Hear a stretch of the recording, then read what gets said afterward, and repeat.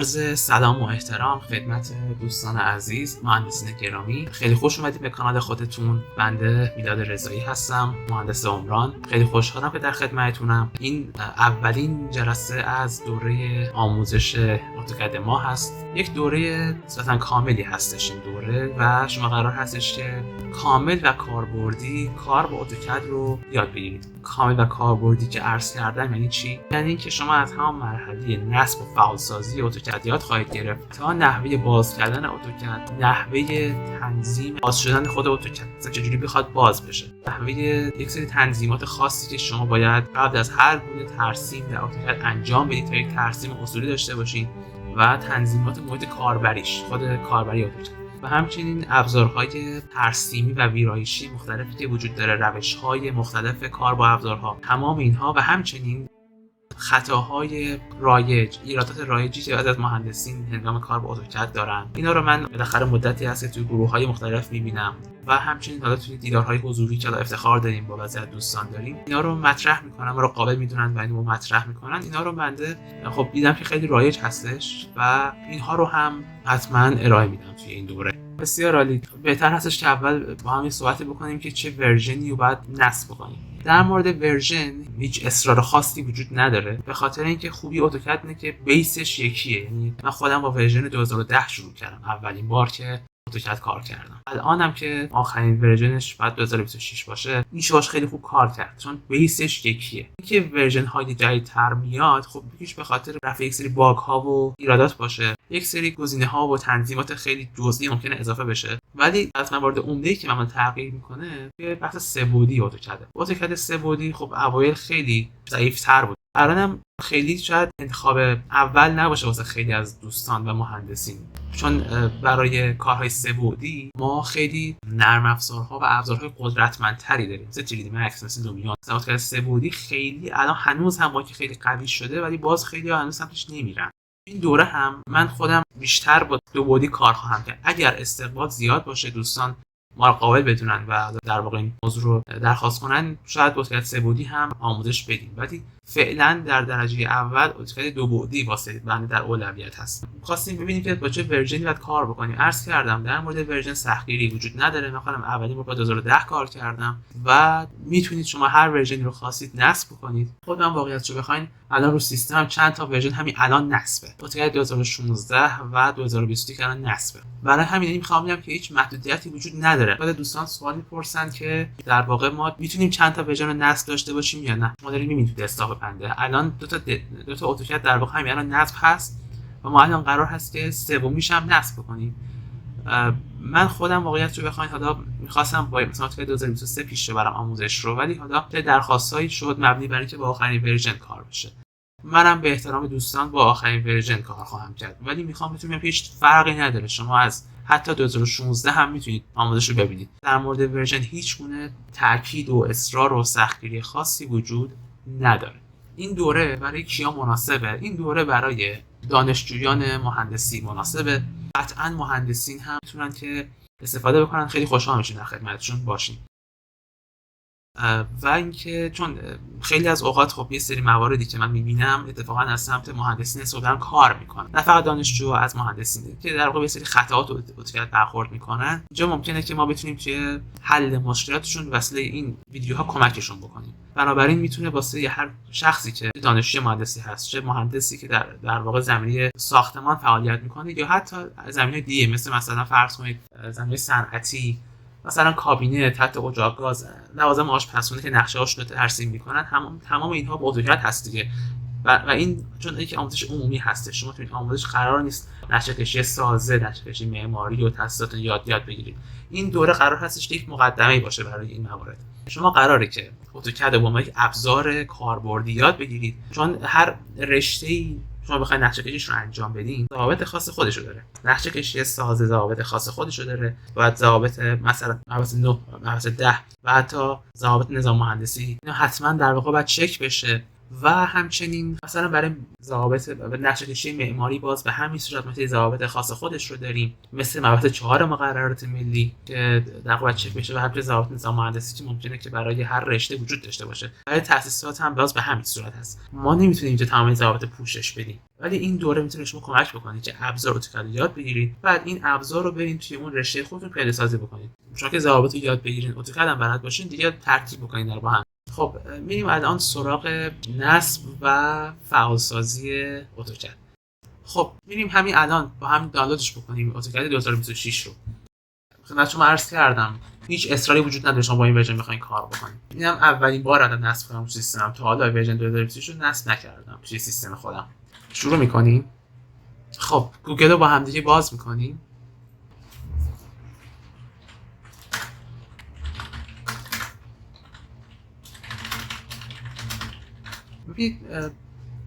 من شخصا تجربه شخصی اینجوری بوده، نرفت اتودسک رو من با پیسی دانلود راحت ترم. در واقع نصب فعال سازیش با این سایت نمیدونم چرا راحت تر بوده واسم. یعنی که از این ساختنامه درش دانلود میکردم نمیدونم برای سیستم بندی اینجوری بوده. شما رو نمیدونم، من ترجیحم اینه که از این سایت استفاده کنم. اولین سوالی که پیش میاد اینه که ببینید شما که میاد اینجا بخش لینک های دانلود، ببینید این نرم افزار اتوکد میبینید، معمولا یه اتوکد LT میبینید. اینا فرقشون چیه؟ ببینید اتوکد نسخه کاملشه که شما توش میتونید هم ترسیمات 2 بعدی هم مدل سازی 3 بعدی رو میتونید داخلش انجام بدید و خب طبیعتاً سنگین‌تره، حجمش بیشتره و امکانات بیشتری هم داره. اگر هم بخواید نسخه اورجینالش رو خریداری بکنید طبیعتاً گرون‌تره. اما از طرفی اتوکد LT که ما میبینیم این یک نسخه سبکه، اصلا خود LT مخفف لایت هست، یعنی اتوکد سبک، اتوکد ساده. این اتوکد LT فقط برای ترسیمات 2 بعدی هستش، دیگه شما مدل سازی 3 بعدی داخلش نمیتونید انجام بدید. بنابراین خیلی سبکتر هستش و ارزونتر. اگه شما بخواید نسخه اورجینالش رو خریداری بفرمایید هزینه کمتری رو پرداخت میکنید. مثلا اینجا مشخصه دیگه، اگه ملاحظه بفرمایید این حجم اتوکد LT رو ملاحظه بفرمایید، این اتوکد نسخه کاملش هست. این فایل‌های آپدیت رو حتما نصب کنید چون یک سری باگ هایی رو ممکنه که برطرف کنه. سوال بعدی که پیش میاد اینه که اصلا چه ورژنی برای سیستم ما مناسب هست. ببینید اینجا پایین‌تر که میاین سیستم مورد نیاز رو نوشته. این سیستم عاملتون رو میگه، پردازنده‌تون رو میگه، مموری یا اون رمتون رو در واقع میگه که حداقل باید 8 گیگ باشه. یکی میگه حداقل اینقدر و توصیه شده اینقدر. این چی؟ این بیسیک اون حداقل مموری یا حداقل رم مورد نیاز هست برای اینکه شما بتونید پروژه‌های کوچیک یا پروژه متوسط و کارهای روزمره رو تو اتوکد بتونید انجام بدید. اگه کارهای سنگین داری، پروژه‌های سطحی‌تر داری، یا اینکه می‌خواد خیالت راحت باشه که یه تجربه لذت بخش از کار با اتوکد داشته باشی، در اون صورت باید که اون سیستم توصیه شده رو داشته باشی، حداقل سیستم توصیه شده یا قوی‌ترش، تا اینکه دیگه یه تجربه لذت بخش و خوب از کار با اتوکد داشته باشی و حتی بتونی پروژه‌های بزرگتر هم باش انجام بدی. این از اینجا به پایین برای اتوکد LT هست.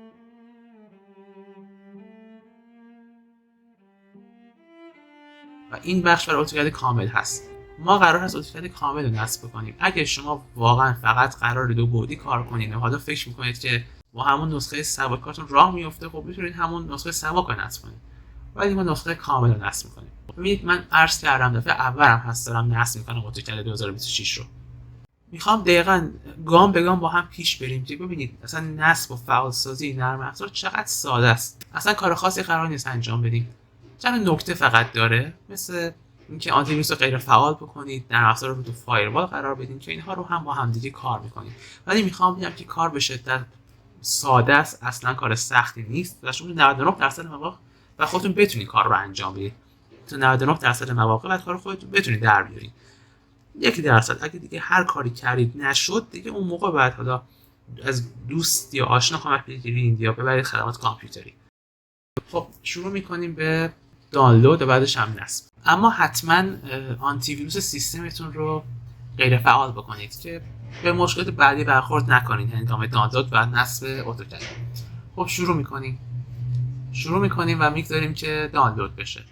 خب همینه، باید دیگه صبر کنیم دانلود انجام بشه. من واسه اینکه دیگه ویدیو طولانی نشه الان متوقف میکنم، تمام اینا رو میذارم دانلود بشه و دیگه صبر میکنم که کار انجام بشه. دانلود که تموم شد من دوباره ضبط شروع میکنم و کار رو ادامه میدیم. فقط قبلش من آنتی ویروس غیر فعال کردنم بهتون بگم یک بار. من دارم با ویندوز دیفندر کار میکنم. حالا شما اگه آنتی ویروس دیگه ای دارید، ایست، کاسپر اسکای یا هر چیزی که هست، روشش مشابه، خیلی کار سختی نداره. کلیک میکنید روی فلش و روی ویندوز سکیوریتی کلیک میکنید. اینجا روی این گزینه کلیک میکنید و در نهایت اینجا یه منیج ستینگز، بخش وایرس اند ثرت پروتکشن ستینگز، اینجا رو منیج ستینگز کلیک میکنید و ریال تایم پروتکشن رو خاموش میکنید، بزنید رو آف. همین، در همین حد.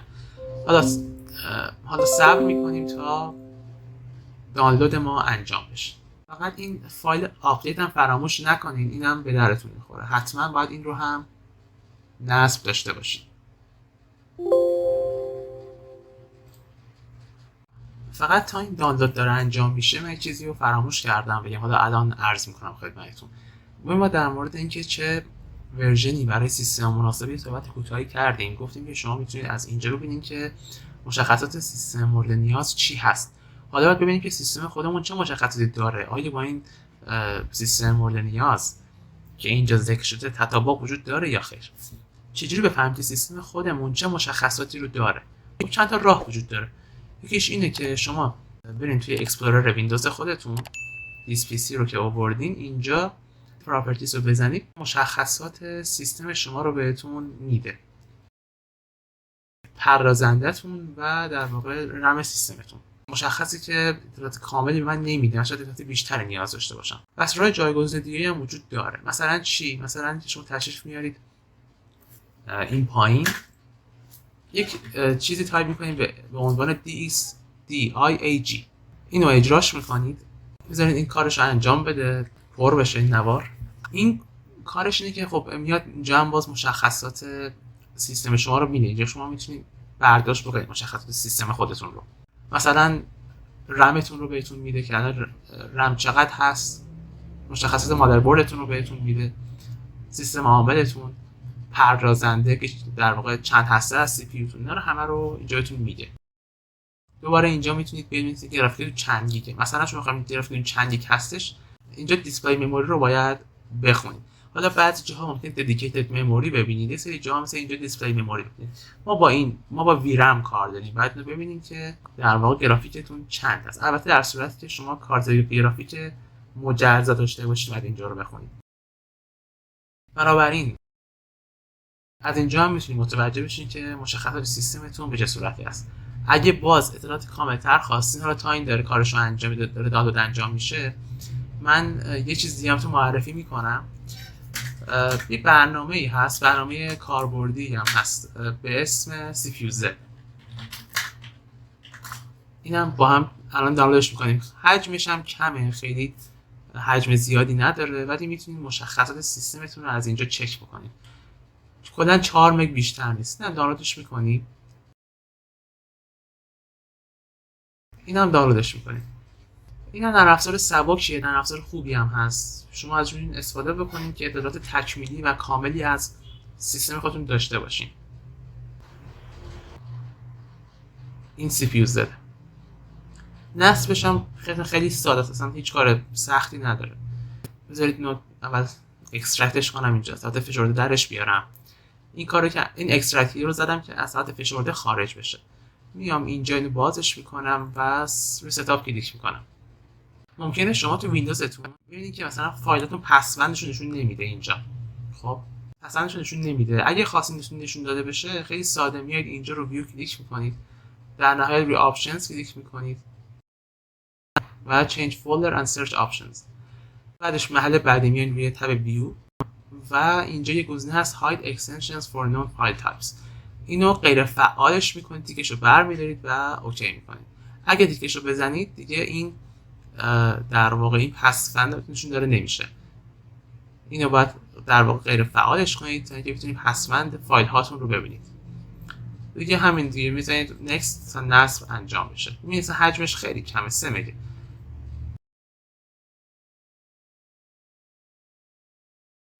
این گزینه واسه این هست که یک آیکون میانبر در واقع برای این برنامه ایجاد بشه. next رو میزنید و نصب انجام بشه. این یک فایل ریدمی هست، من نیاز ندارم باز بشه. اینو غیر فعالش کردم و رو فینیش کلیک میکنم. CPU Z اینجا الان برای من نصب شد. الان بازش میکنم. بعد ببینید که چقدر دقیق میاد همه چیز رو به شما میگه.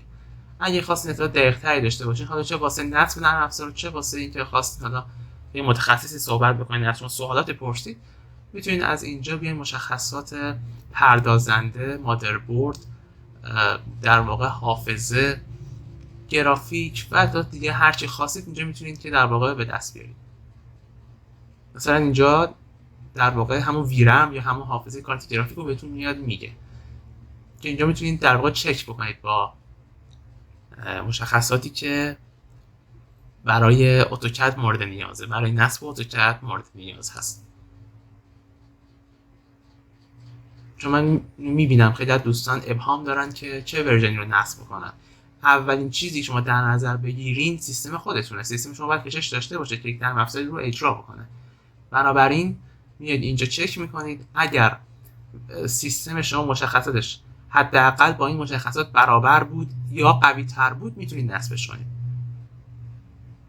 این بیسیک که نوشته عرض کردم، این واسه حداقل سیستم مورد نیاز هست، یعنی واسه کارهای کوچیک تا متوسط به این بیسیک نیازه. اگه کارهای سنگین بخواید انجام بدین طبیعتاً باید حداقل این ریکامندد رو باید پاس بکنه سیستم شما. باید اون در واقع سیستم توصیه شده رو باید مشخصات توصیه شده رو داشته باشه سیستم شما، تا اینکه بتونید که یه تجربه خوبی از کار با اتوکد مخصوصا تو پروژه‌های سنگین داشته باشید. خب هنوز دو تا از دانلود ها مونده که صبر میکنیم تا تموم بشه. ظاهرا دانلود فایل های نصبیش تموم شد، دانلود انجام شده. حالا میریم به محلی که این دانلود انجام شده، دسکتاپ ما این کار انجام دادیم و طبق راهنمای نصب کار رو پیش میبریم. مرحله 1 فایل های مربوط به نصب نرم افزار دانلود کنید کردیم و از حالت فشرده خارج کنید. بسیار خوب. من الان اینجا یه فولدر درست میکنم. صفحه راست کلیک کردم روی نیو و بعدش هم فولدر کلیک کردم. یه فولدر میذارم به اسم اتوکد 2026 ستاپ مثلا، یه همین چیز. بعد اینها رو من فکر کنم توی فولدر بذارم بهتره، دسکتاپم خیلی شلوغ نباشه این دسکتاپ من. حالا اینجا اینا رو انتخابشون میکنم، راست کلیک میکنم، روی اکسترکت کلیک میکنم. از من احتمالاً پسورد میخواد، رمز فایل رو میخواد. اینجا میام تو همین صفحه کپی رو میزنم، دوباره میام تو وینرر اینو پیستش میکنم و اوکی رو میزنم تا کارش رو انجام بده. صبر میکنم تا عملیاتش تمام بشه. بودن 1 دقیقه و 48 49 1 دقیقه و 50 ثانیه داره همینجوری زیاد میشه. در صورت من ضبط متوقف میکنم و صبر میکنیم تا عملیاتش به اتمام برسه. خب عملیات وینرر انجام شد و فایل های ما از حالت فشرده خارج شدن. ببینیم دیگه چی گفته. این خیلی مهمه این نکته. اگر این نکته را رعایت نکنید ممکنه کرک سایر نرم افزارهای اتودسکتون بپره. یعنی چی؟ یعنی که شما اگه میخواین اتوکد 2026 نصب بکنید، نویس ورکس 2026 میخواید نصب بکنید، سیویل 3D 2026 میخواید نصب بکنید، هر نرم افزار اتودسکی که ورژن 2026 هست رو نصب کنید، بعد برید سراغ کرک کردن. در غیر این صورت ممکنه تمام کرک هاتون بپره. کرک هایی که واسه این ورژن هست ممکنه که بپره. این نکته خیلی مهمیه. این از این. حالا مرحله 4 فایل کرک به تنهایی را دانلود و از حالت فشرده خارج کنید. خب اینم که خیلی ساده است دیگه. یه دقیقه میام اینجا، اینم میذارم دانلود بشه. دارم مرحله پیش میرم که ببینید روال همینه. ما خودمونم که میخوایم نرم افزاری رو نصب کنیم والا همین کار رو همین مسیر رو پیش میریم، یعنی هیچ مسیر جایگزینی وجود نداره. خب میایم پایین دیگه، ما رو پاس داده به یه فایل help.htm. خب بعد ببینیم که فایل کجاست. اجازه بفرمایید یه فایل کرک اینجا دانلود کردیم، همین اینه. راست کلیک میکنم، اکسترکت رو میزنم، دوباره ازم پسورد میخواد و این میاد اینجا. خب یه فایل help.htm باید اینجا باشه، الان پیداش بکنیم، اینجاست. یه راهنمای نصب باید طبق این الان عمل بکنیم، راهنمای فعال سازی در واقع. خب اینجا نوشته دیگه باید طبق همین عمل بکنیم، هیچ کار خاصی نیستش. خب به ترتیب اینجا همین که عرض کردم خدمتتون، آنتیویروس حتما غیر فعال بشه، این خیلی مهمه. خب حالا یوزر اکانت ستینگ رو غیر فعال بکنیم، حالا اینم الان با هم انجامش میدیم. خب وارد کنترل پنل باید بشیم. الان وارد کنترل پنل میشیم، یوزر اکانت و فامیلی سیفتی. بسیار این هم میذارمش روی لارج آیکونز که بتونم تمام گزینه‌ها دسترسی داشته باشم، به تمام گزینه‌هایی که اینجا هست. بسیار خب من یوزر اکانت میزنم اینجاست. خب چی گفته؟ دوباره یوزر اکانت رو زدم، گزینه change user account control setting اینجاست. روی این کلیک بکنید ببینید میگه چیکار کنم. من تا قبلا این کارو کرده بودم، من وقتی ویندوز نصب کردم هم اول این کار رو انجام داده بودم. شما اگه این کارو نکردید بعد این کار رو انجام بدید. روی never notify قرار میدید، اوکی میکنید و سیستمتون رو ری استارت میکنید. من چون قبلا این کارو کردم یه نیازی نیست این کارو انجام بدم. آنتی ویروس و هر چیزی دارین غیر فعال کنید که من این کارو قبلا قبل از دانلود شروع بکنم انجام دادم. ببینید که ضربه قرمز خورده، یعنی که الان غیر فعال هستش. اینم از این. و نصب نرم افزارهای پیش نیاز، یه سری پیش نیاز داره که باید دانلود و نصب بکنید. لینکش هم اینجا گذاشته و ما همین الان تمام این کارا رو انجام میدیم، میذاریم تمام اینها دانلود و نصب بشه. دوباره اینجا لینک دانلود داره، میایم و تمام اینا رو دانلودشون رو انجام میدیم. این یه سری ران تایم هستن که برای اجرای برنامه‌هایی که بر پایه سه زبان برنامه نویسی هستن نیازه که نصب بشه. ران تایم مثلا همینه، عرض کردم بالاخره هر برنامه‌ای با یه زبانی نوشته میشه، توی بستر خاصی نوشته میشه. حالا برای اجرای این برنامه مثل ران تایم نیاز داریم. مثلا این یه ران تایمه، باید نصبش بکنیم. بسیار خب بسته جامعشه که گفته که اینو در واقع نصبش کنیم. بسیار خب ما همینو دوباره دانلود و نصبش میکنیم. خب دانلود اینم انجام شدش و میریم برای نصبش. این باید نصب بشه. خب اگه همچین چیزی اومد براتون روی مور اینفو کلیک بکنید و روی ران انیوی کلیک کنید تا انجام بشه کارش. اینم مثلا کار سختی نیستش. فقط ببینید چقدر خوب شد دیدم اینا. چقدر خوب شد دیدم. میگه که بعد اینو مثلا ادمنستریتور اجرا کنید. بسیار خوب. بنده یه بار دیگه میام اینجا راست کلیک ران از ادمنستریتور. این هلپ ها رو حتما بخونید. تا راهنمای نصب نخوندین هیچ اقدامی انجام ندید. خب نکست رو میزنیم، یه کار خودش انجام میده دیگه.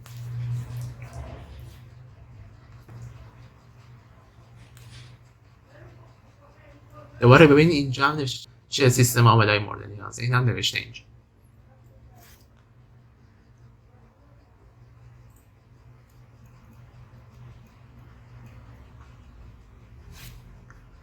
خب من باز باید اینو ضبطش رو متوقف کنم که حوصله سربر نباشه برای شما. صبر میکنیم تا نصب این برنامه ها هم به اتمام برسه.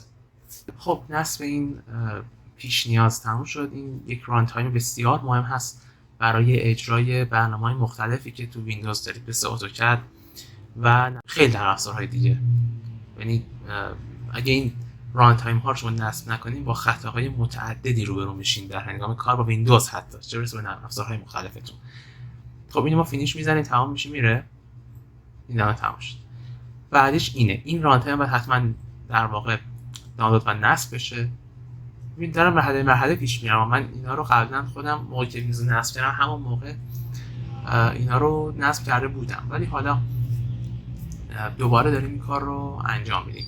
بسیار خب، ما ویندوزمون 64 بیتی هست، بنابراین روی این کلیک میکنیم تا دانلود بشه.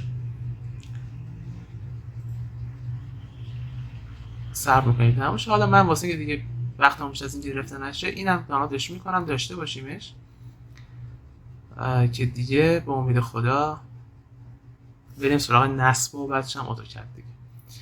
خب روی این دانلود کلیک میکنیم.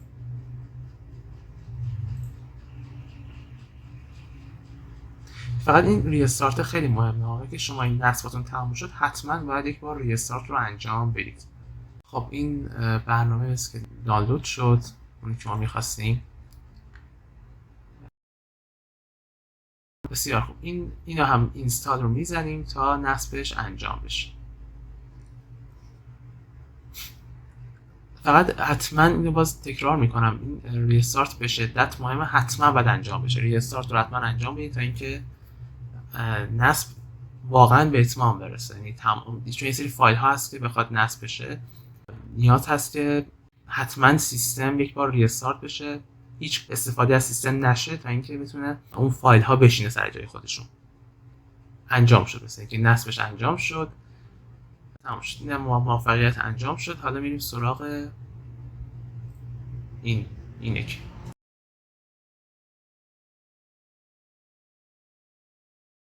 بسیار خوب، من این فشرده اول خارجش میکنم در درجه اول.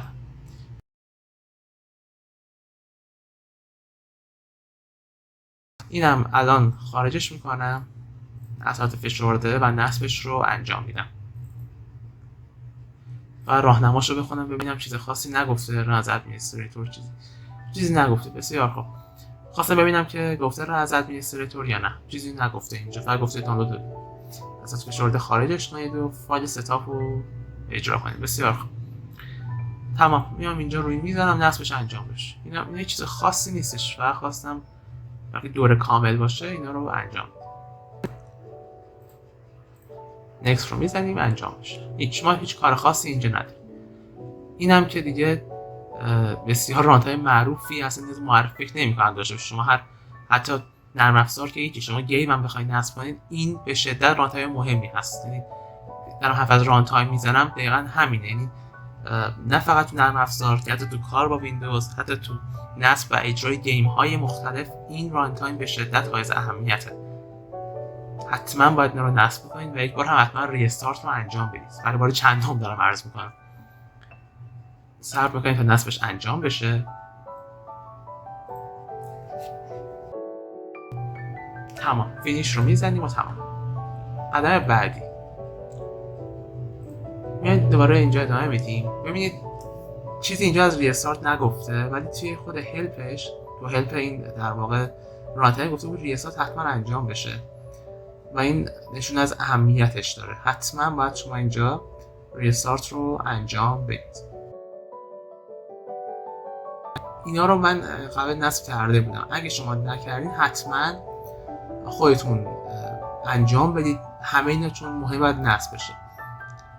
این رانتایم ما هم چه نت فریم ورک داوید ایکس همه اینا مهم هستن و باید نصب بشن. من اینا رو دیگه خودتون واگذار میکنم، اینا رو در واقع حتما انجام بدید. بسیار خوب، الان باید سیستم رو ریستارت بکنیم و مرحله نصب رو ادامه بدیم. من ریستارت میکنم سیستم رو و برمیگردیم. خب من نصب اون پیش نیازها رو انجام دادم، سیستم رو ریستارت کردم. حالا قبل از اینکه ادامه بدم یک بار دیگه چک بکنیم که آنتی ویروس حتما بعد از که ما ریستارت کردیم غیر فعال باشه، دوباره فعال نشده باشه. این خیلی مهمه. خب این آنتی ویروس رو باید حتما چک کنید وقت فعال نشده باشه. اینو بزنید دوباره غیر فعالش کنید و ادامه بدیم. خب میریم فایل نصبی اتوکد 2026 رو به امید خدا اجرا بکنیم.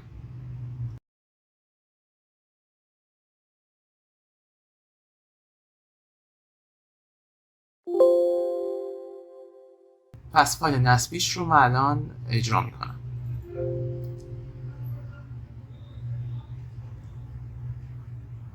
اول صبر کنیم نصبش انجام بشه. ببینید اصلا کار سختی نیستش واقعا، یعنی فقط مرحله به دقت پیش بریم همین.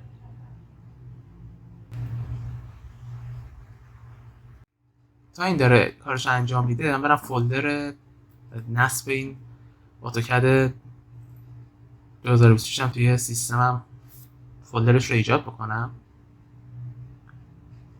یه فولدر اینجا درست میکنم تحت عنوان اتوکد 2026. تمام.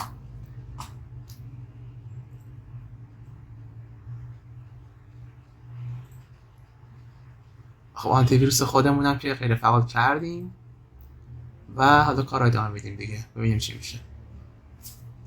بازم تکرار میکنم و من دارم با 2026 کار رو ادامه میدم، ولی شما هیچ اصراری نیست که حتما با این ورژن بخواین در واقع ادامه بدین. میتونید هر ورژنی که خواستین رو نصب کنید. بسیار خب، این گزینه رو فعال میکنیم، رو نکست کلیک میکنیم، مسیر نصب رو بهش معرفی میکنیم. من فولدرش رو ایجاد کردم. البته میتونم یه کار دیگه هم بکنم. میتونم این مسیر رو ببینید اینجا روش کلیک بکنم، کپی رو بزنم و بیام اینجا پیستش کنم. به این ترتیب ما مسیر رو بهش معرفی میکنیم و اینتر میکنیم و رو سلکت فولدر کلیک میکنیم. مسیر نصب رو بهش گفتم و تموم شد روی اینستال کلیک میکنم. صبر میکنیم تا نصب انجام بشه. خب ببینید دوستان، اگر در خلال نصب، یعنی 95% الان پیشرفت، اگر تو خلال نصب یه همچین چیزی اومد، الان داره میگه که شما میتونید الان برنامه رو اجرا کنید. همزمان داره نصب انجام میشه، نصب به حدی رسیده شما میتونید برنامه رو اجرا کنید، ولی شما به هیچ عنوان برنامه رو اجرا نکنید، به خاطر اینکه باید فرآیند فعالسازی حتما انجام بشه و بعد شما بتونید برنامه رو باز بکنید. بنابراین صبر کنید نصب کامل انجام بشه بعد ادامه بدین. خب همونطور که مشاهده میکنید پیام نصب موفقیت آمیز اینجا نمایش داده شده. شما به هیچ عنوان روی این گزینه کلیک نکنید. این استارت، اگه به این کلیک بکنید برنامه اتوکد 2026 اجرا میشه، نه بعدا اجراش بکنید. فعلا راهنمای نصب رو بیارید اول و طبق همون عمل کنید. ما الان نصب کردیم، این مرحله رو پیش رفتیم، آنتی ویروسمون غیر فعاله، اتودسک رو پس باز نمی کنیم، این میبندیمش. این مرحله بعدی. یه فایل هست به این اسم، اینو قرار اجراش کنیم. بیایم اینجا توی محل همونجا که در واقع فایل نصبی رو دانلود کردیم،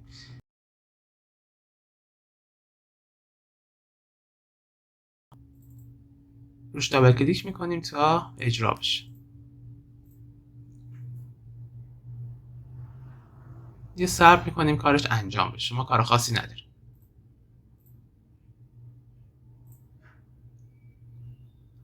صبر میکنیم تا این پیام نمایش داده بشه.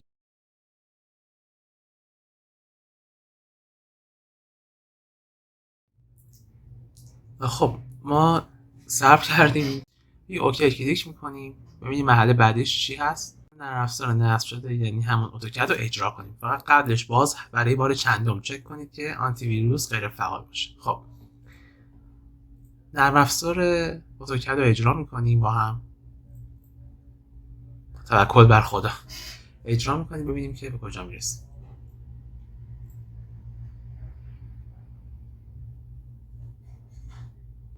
صبر میکنیم اتوکد بیاد بالا، ببینیم اجرا شده یا نه. اگه خواستین این برنامه اجرا شده یا نه، خیلی راحت میاد اینجا نگاه میکنید اتوکد اومده، بله اجرا شده. بسیار تو دیتیلز این معنی اتوکد هست. خب این پنجره که براتون باز شد، این در صورتی براتون باز میشه که شما یک اتوکد با ورژن دیگه، مثلا ورژن پایینتر داشته باشین. اینجا بهتون میگه اگه میخواین اون تنظیمات سفارشی ورژن قبلی رو پیاده کنین بیارین رو ورژن جدید، از اینجا میتونید این کار رو انجام بدین. تنظیمات شخصی، تنظیمات جعبه، در واقع تول پلت، اینا شاید ندونید دقیقاً چیه، اشکالی نداره، حالا بعدا هم صحبت می‌کنیم. فعلا کاری با این نداریم. دو تا گزینه اینجاست، کنسل یه اوکی. اگه اوکی بزنید این تنظیمات هدایت میشه به ورژن جدید. اگر هم اینو بزنید کنسل رو بزنید که هیچ گونه انتقال تنظیماتی صورت نمیگیره. ما همین کنسل رو میزنیم میریم جلو. صبر میکنیم اتوکد بیاد بالا، بریم ادامه بدیم کارمون رو. خیلی از دوستان توی فعالسازی برنامه‌های اتودسک مثل همین اتوکد این مقدار مشکل دارن. معمولا ببینیم که ما میتونیم اینا رو نرم افزار رو راحت فعال سازیش بکنیم یا اینکه برای ما هم مشکل ایجاد بشه. اگه طبق راهنمای نصب دقیق و با جزئیات و با حوصله کار رو پیش برده باشین، معمولا نباید اتفاقی بیفته. یعنی به راحتی باید نصب و فعالسازی انجام بشه. فقط زمان ممکنه ببره که اونم دیگه طبیعیه دیگه، ولی خود صبر کنید تا فرایند کامل انجام بشه. خب همینطور که ملاحظه می‌فرمایید اتوکد بالاخره باز شد کامل و وارد این مرحله شدیم. حالا ببینیم که در واقع مرحله بعدی چی هست. نرم افزار رو اجرا کردیم، بعد گزینه Use Network License رو بزنیم. اینجا روی این گزینه Select رو میزنیم. خب مرحله بعدی Single License Server رو انتخاب میکنیم. در کادر خالی 127.0.0.1 رو میزنیم.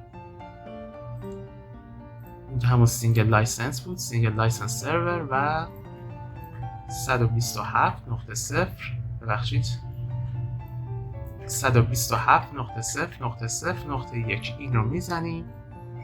درسته و دان رو میزنیم. ببینیم چی میشه. ببینیم چه خبر شده، چرا اینجوری شده. خب بعد ببینیم که مشکل از کجاست. با هم دیگه بعد ببینیم مشکل رو رفع بکنیم. ما با پیام برخورد داشتیم و الان احتمالاً نمیتونیم با این کار کنیم چون فعالسازی انجام نشدش. دقیقاً الان نمیذاره ما کار کنیم. یه چیزی من اینجا دیدم، اجازه بدید اینم انجام بدیم. فکر میکنم که یک فایل دانلود کرده بودیم برای فعالسازیش.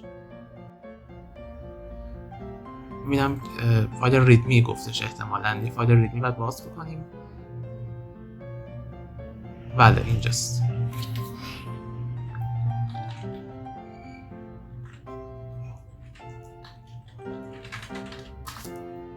یه فایل ریدمی. خیلی خب ما تا اینجا که پیش اومدیم. حالا بذارید اینم انجام بدیم ببینیم درست میشه یا نه. یه فایل version.dll هست، باید کپی کنیم توی این مسیر. بسیار خوب، این مسیر رو من کپیش میکنم و بریم که داشته باشیم. من اینو اینجا پیست میکنم، بریم به این مسیر و این version.dll رو بعد اینجا اکسترکتش کنیم. اینجاش هم ول میکنم. حالا من کپیش میکنم داشته باشیمش. اوکی رو میزنم ببینیم چی میشه.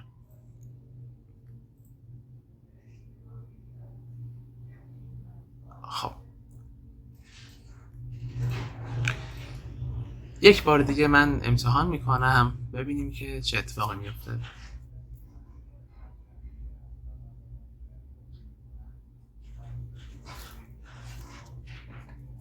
صبر میکنیم بیاد بالا.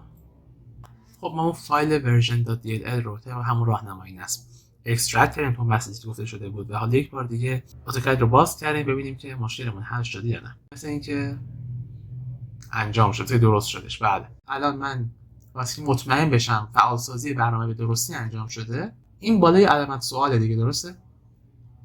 help بهش میگن help. کنار این یه فلش کوچیکه، رو فلش کوچیک کلیک میکنید. یه گزینه اینجا هست about Autodesk AutoCAD 2026 روش کلیک میکنید. تو این پنجره که باز میشه روی Manage License کلیک بکنید و اگه همچین چیزی اومد یعنی اینکه فعالسازی انجام شده. روش کلیک بکنید، قشنگ می‌نویسه اطلاعات رو. Serial Number, License Behavior Permanent دائمی، License Expiration Date هم که در واقع یعنی هیچ تاریخ انقضایی هم نداره و فعالسازی به درستی انجام شده. میبندیمش. این که از نظر فعالسازی مشکلی وجود نداره و فعالسازی به درستی انجام شده. بریم ببینیم میتونیم بریم داخل صفحه ترسیم یا نه. ببین نیو کلیک میکنیم، وارد شدیم بدون هیچ گونه مشکلی. خب تبریک میگم بهتون، شما تونستید که جدیدترین ورژن اتوکد که در حال حاضر ورژن 2026 هست رو نصب کنید. به همین سادگی. من خودم دفعه اولم بود نصب کردم، تا حالا همچین ورژن سیستم نصب نداشتم و بدون هیچ مشکلی انجام دادیم، تمام شد. یعنی مشکلی کوچیک پیش اومد که با هم حلش کردیم به همین سادگی. کار خیلی مهم بعد از اینجا باید انجام بدیم که اکثر دوستان متاسفانه همینجا کارو رها میکنن و انجام نمیدن و توی فاصله زمانی خیلی کم دوباره برنامه‌شون غیر فعال میشه. اینجا رو با دقت مضاعف نگاه کنید. تا اینجا رو که با دقت زیادی نگاه میکردین، از جهت با دقت مضاعف انجام بدید. در غیر این صورت فعالسازی برنامه‌تون از بین میره به زودی زود. دو تا کار مهم بعد اینجا انجام بدید. یکی از کارها این هستش که برنامه اتوکد رو توی فایروال معرفی بکنید تا اینکه اگه به اینترنت متصل شدید فعالسازی برنامه‌تون از بین نره، غیر فعال نشه. من تو ویندوز خودم فایروال ویندوز دارم، فایروال دیگه‌ای ندارم. اگه شما فایروال متفرقه دارید یا آنتی ویروس دیگه‌ای دارید فایل با سرخود هست، باید از اون طریق اقدام کنید. چون اگه آنتی ویروس داشته باشید یه فایل با سرخوده مثلا ایست، دیگه فایروال ویندوز کار نمی‌کنه. برید به فایروال همون آنتی ویروستون و اونجا تنظیمات رو انجام بدید. در هر صورت روال یکسانه، خیلی فرقی نداره. من میام اینجا سرچ میکنم فایروال، همین اومد. حالا یا روی این میتونید بزنید یا روی این، فرقی نمیکنه. من روی این کلیک میکنم، خیلی فرقی نمیکنه.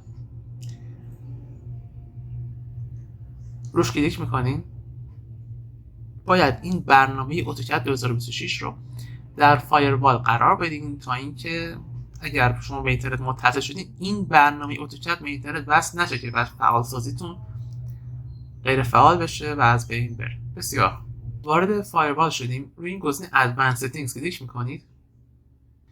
قبلی‌ها رو دیگه من کاری باش نداریم. ببینید یه اینباند رولز داریم، یه اوتباند رولز داریم. خب تو خیلی از راهنماهایی که وجود داره صرفا میان میگن آقا یه مثلا اینباند رولز تعریف کن و تموم شه بره. من شخصا خودم تو هر دوش تعریف میکنم که این اتوکد دیگه نتونه تحت هیچ شرایطی چه داخلی چه خارجی وصل بشه، یعنی چه ارتباط داخل به خارج چه ارتباط خارج به داخل، کلا وقتی اینترنت وصل بود این کلا تحت هیچ شرایطی ارتباطی برقرار نکنه. نیازی نداری بخواد به اینترنت وصل بشه، ما کاری با این نداریم. چه درست شد. میاد اینجا بعد تو این پنجره این باند رولز روی نیو رول کلیک میکنیم. خب بعد اجازه بدید این ببرم مزاحم بود. خب روی نیو رول کلیک میکنم، روی پروگرام رو فعال میکنم تا اینکه برنامه اتوکد رو ببندم اتصالش به اینترنت رو. روی نکست کلیک میکنم، مسیر نصب اتوکد رو بهش میدم. اتوکدی که من نصبش کردم اینجاست، مسیرش اینجاست. فایل اجراییش رو میذارم تو فایروال. اینو ببینید بعضی هستن میرن میانبرش رو، ببین بعضی ها هستن میان تو دسکتاپ مثلا میانبر اتوکد رو به عنوان برنامه‌ای که میخوان اصلاحش رو قطع کنن قرار میدن. این اشتباهه. بیایید تو مسیر نصب خود اتوکد فایل اجرایی اصلی، ببینید اون فایلی که تو دسکتاپ هست میانبر این فایل اجرایی اصلیه. خب شما باید اینو تو فایروال قرار بدید. این تو فایروال قرارش بدین، اوپن بزنین، next، بعد قطع بشه اتصال، block the connection، next، تمام این گزینه‌ها رو فعال کنید، next و یه اسم بهش بدید. من میذارم مثلا اتوکد 2026 مثلا این وان، مثلا همین چیز. اسمش هر چی میخواد باشه مهم نیست، مهم اون قانون رو بذارید تعریف می‌کنید. براش قانون تعریف کردین که به اینترنت متصل نشه این برنامه. تمام شده رفت. اینجا اومد. من حالا یه دونه هم اوتباند میام اینجا تعریف میکنم دوباره به همین صورت. این دیگه کاری که من انجام میدم هر کسی ممکن انجام نده. بعضی با همون اینباند در واقع همون اکتفا میکنن، من میام این کارم انجام میدم. تمام گزینه‌ها فعال. دوباره اینجا یه اسم بهش میدم.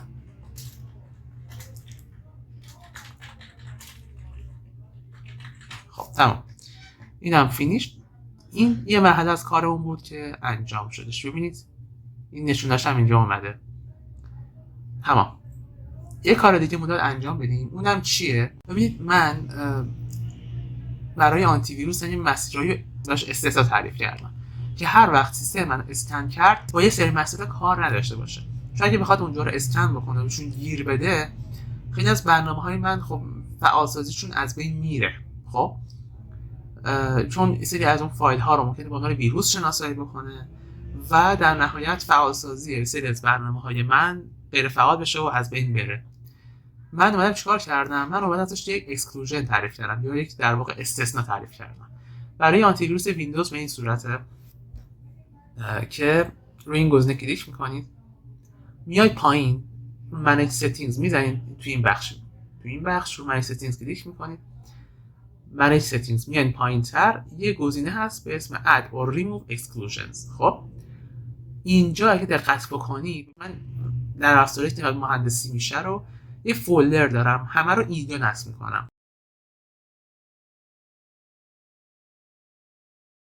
این اون مسیری که من در افزار مهندسی رو نصب میکنم، اتوکد، ایتابس، سیف، تکلا، رویت، اینا پرفورم 3D اینا همه اینجاست. خب یعنی من دیگه خیالم راحته، هر وقت سیستم رو میخوام اسکن بکنم اینجا به هیچ عنوان از فولدر رو دست نمیزنه.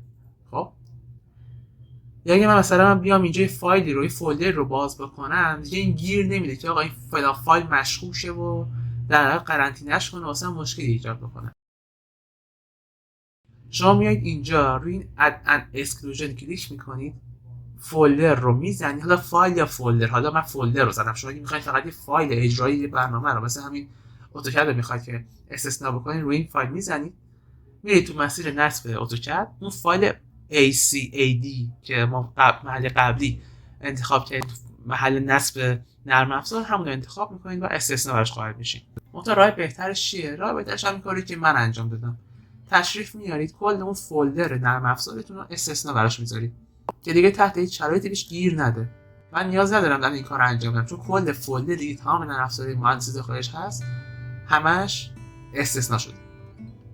این کار شما انجام بدید، براش استثناء قائل بشید، براش استثناء تعریف بکنید که اگه وقت اسکن کرد یا هر اتفاقی افتاد گیر نده به این فایل فعالسازی. حالا یه فایل نصبی هم شما تو دسکتاپ من گذاشتم، فایل نصبی دانلود کردم. خب این اگه میخواید از سیستم پاکش کنید کلا بره، میل خودتون میتونید پاکش کنید. من واقعیتش پاکش نمی‌کنم فایل رو، چون الان به هر دلیلی اگه وقت دوباره خواستم پاک کنم نصبا دوباره حجم نتم الکی از بین نره. اگر قرار هست تو سیستمتون بمونه حتما بیاید دوباره توی این آنتی ویروستون و این فولدر رو هم براش استثناء تعریف کنید که نیاید اون فایل فعال سازیتون رو غیر فعال کنه و قرنطینه کنه و دوباره داستان درست بکنه. همین این کارهایی که شما حتما انجام بدید تا اینکه فعال سازی برنامه هاتون نه فقط اتوکد، برنامه های دیگه‌تون هم فعال سازیش تحت هیچ شرایطی به هم نخوره. این نکته رعایت بکنید، حالا ها میتونید با اینا در واقع نرم افزارا میتونید کار بکنید. جلسه اول خیلی طولانی شد، بیشتر خودش توضیحات من بود و یه خوردم حالا این سری تنظیمات رو انجام میدادیم. از جلسه بعدی شروع میکنیم تنظیم میکنیم که اصلا اتوکد چجوری باز بشه، چون این هم ما میتونیم دوباره تنظیم بکنیم. تنظیمات محیط کاربری رو انجام میدیم، مثلا کلا محیط اتوکد آشنا میشه، مثلا این چیه، اینا این نوار اسمش چیه، این اسمش چیه، این چیه، همه رو یاد میگیریم. هیچ نگران نباشید، نرم افزار خیلی ساده‌ایه و شیرین و البته از دونش هم واجب‌تره دیگه، از اوجه واجبات این نرم افزار. بسیار خوب، همینجا خاتمه میدیم. ممنون که همراه هم بودیم. تا جلسه بعدی، تا درود دیگر، بدرود، خدا نگهدارتون.